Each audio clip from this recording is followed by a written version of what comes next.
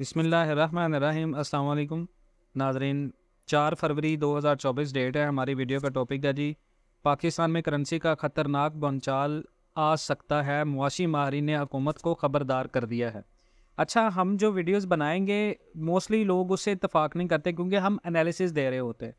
تو ہم کیا کریں گے، آج کے بعد جو ویڈیوز بنائیں گے ان کا جو بیسیکلی جو کنٹینٹ ہوگا وہ ہم آپ کے ساتھ شیئر کریں گے کہ کہاں سے ہم نے یہ رپورٹ پڑھی اور کہاں سے ہم آپ کو یہ انفارمیشنز دے رہے ہیں، تاکہ آپ کے لیے اس بات کو ویلیو دینا، اس بات کو انڈرسٹینڈ کرنا تھوڑا سا آسان ہو۔ اب سوال یہ ہے کہ پاکستان کے اندر معاشی ماہرین نے ایسا حکومت کو کیا خبردار کیا ہے کہ کرنسی کا بھونچال آ سکتا ہے، کیونکہ پاکستان میں اس وقت بات جو ہو رہی ہے، سب سے زیادہ جو ہاٹ ٹاپک ہے وہ ہے الیکشنز، یعنی الیکشن کے بعد، کیونکہ اگلا مارچ کا جو مہینہ ہے اس میں پاکستان کو IMF کا معاہدہ درکار ہے۔ اب IMF کا معاہدہ جو درکار ہے اس کی وجہ سے پاکستان میں آنے والے دنوں میں کافی زیادہ مسائل بھی آ سکتے ہیں۔ اب دیکھیں جی، معاشی ماہرین نے خبردار کیا جی 2 ماہ سے زیادہ عرصے تک پاکستان میں مستحکم یعنی سٹیبل رہنے کے باوجود مارچ کے دوران پاکستان کا ایکسچینج ریٹ اس کو دھچکوں کا سامنا کرنا پڑ سکتا ہے۔ ہم بھی یہ پریڈکٹ کر رہے تھے اور ابھی یہ نیوز بھی آ رہی ہیں۔ ڈان اخبار میں یہ چیز آئی ہے اور ڈان نیوز کے مطابق انٹر بینک مارکیٹ میں ایک جو آپ چیز دیکھنے میں آ رہی ہے وہ یہ ہے کہ مارچ کے آخر تک ایکسچینج ریٹ کے فیوچر کا پاکستان کو ایسٹیمیٹ کرنے کے لیے بہت سارے جو سینیریوز ہیں وہ اکٹھے ہوں گے۔ مارکیٹ میں اکانومسٹ جو بات کر رہے ہیں وہ اس بات پر زور دے رہے ہیں کہ تیسری 6 ماہ کی معاشی جو پرفارمنس ہے اس کی پہلی 6 ماہ اور مکمل مالی سال کے اگر سینیریو کا ایسٹیمیٹ کریں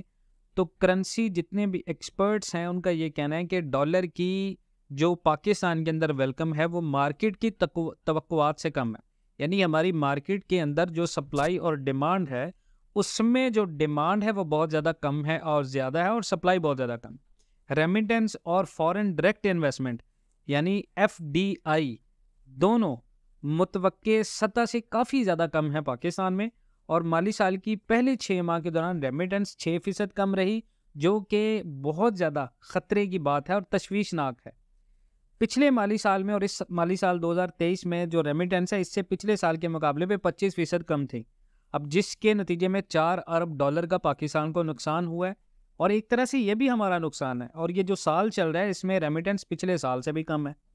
عالمی بینک نے دسمبر میں آخر میں جاری کردہ اپنی ایک رپورٹ میں مالی سال 2024 کے لیے پاکستان کی کل ریمیٹنس $22 ارب ہونے کی پیشن گوئی کی تھی۔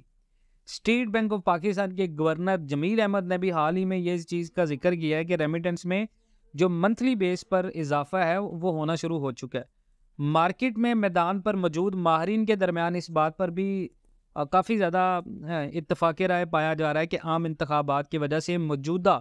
جو مدت ہے اس میں جو رقم ہے پاکستان میں باہر آنے سے کم ہو گئی ہیں، جس سے جو سال چل رہا ہے اس کے بقیہ حصے میں مجموعی آمدن پاکستان کی جتنے بھی ریونیو سورسز ہیں ڈالرز کے وہ کم ہوں گے۔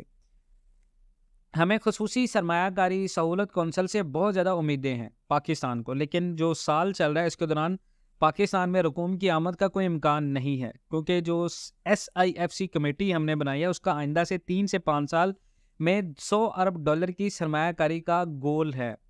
اسلام آباد میں انتخابات اور نئی حکومت کے قیام کے بعد جو خصوصی سرمایہ کاری سہولت کونسل ہے وہ بہتر کارکردگی کا مظاہرہ کرنے کی کوشش کرے گی۔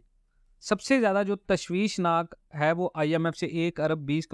کی آخری قسط کا ہونا ہے،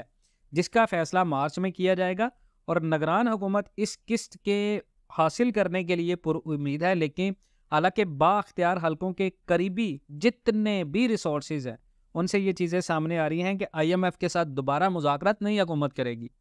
اب ملک میں عام انتخابات 8 فروری کو ہوں گے، جس کے بعد نئی حکومت بنے گی۔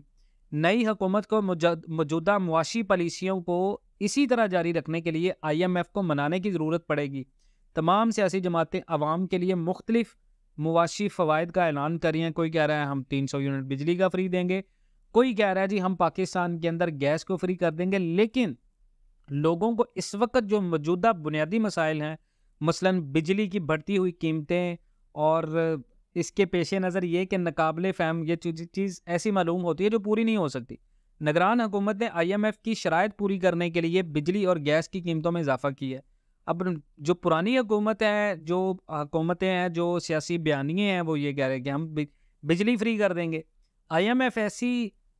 جتنے بھی سجیشنز ہیں ان کو کیسے قبول کرے گا؟ یہ سجیشنز IMF کے ساتھ فیوچر کے جتنے بھی ریلیشنز ہیں اس میں بہت زیادہ رکاوٹیں پیدا کریں گی پاکستان کے لیے. تو نگران وزیر خزانہ بارہا کہہ چکے ہیں کہ پاکستان کو معاشی ترقی اپنی برقرار رکھنے کے لیے ایک اور بیل آؤٹ پیکج کی ضرورت ہے.